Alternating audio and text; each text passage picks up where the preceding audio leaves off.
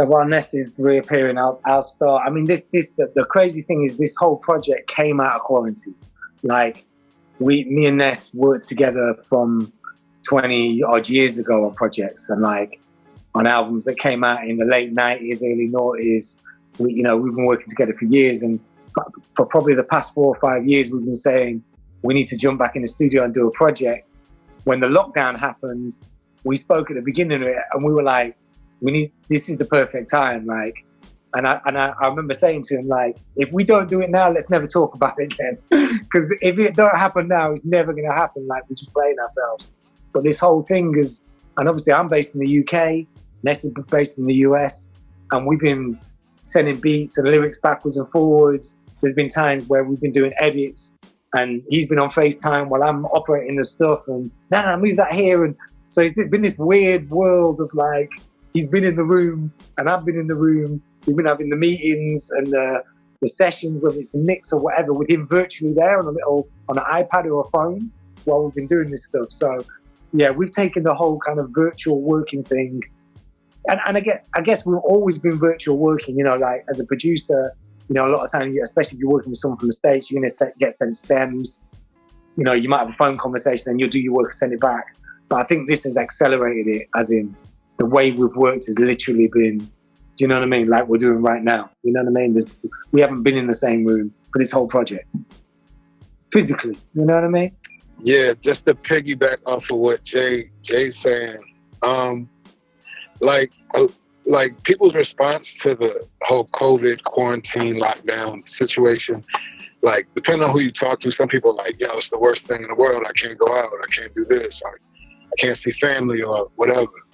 And then other people are like, yo, it's pretty cool to have more time, away from work with my family, or, time to work on other things that I never get to work on. For myself, personally, and I would say that Jay shares this, like this project has been such a, it's just an amazing, like return to just like being away from distractions. You know what I mean? Like return to like really just zoning out and being in the headspace as a creative. Like I definitely think that without the quarantine, without, the whole situation, we probably wouldn't have worked on this project.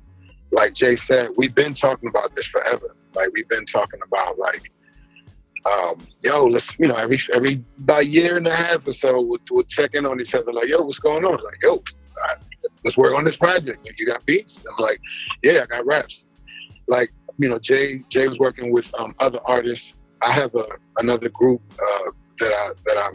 A lot of people know me from Weekend Money, with a producer that I work with, Baghdaddy, and like I just been caught up, man. You know what I mean? Like partly doing that. I owned an art gallery when I lived in Brooklyn for a couple of years. Caught up doing that life stuff. I got a daughter. You know what I mean? Day-to-day bullshit that capitalism sells you. Of like, go out here, do this, be up with, go hang out with people, go to different places or whatever. And being able to just sit down every day and just, focus and listen to tracks and have nowhere to go, like, has been, I don't know, it just reminds me of, like, back in the day. Like, me and Jay been working, like, the first record I ever released, I was a part of the RBG outfit, People's Army. A lot of people know Dead Prez. I was in a hip-hop group called A-Likes. And the first record we ever put out was Jay, a song called Walk With a Bop. And back then, we was just young dudes figuring life out.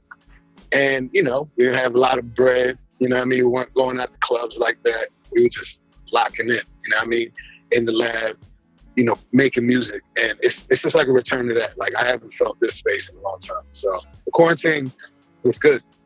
And you know what's funny as well is, you guys know, but artists are funny people.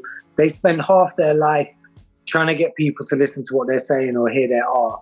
And the other half of their life, they actually don't like people and they want to sit in a room and not be around no one.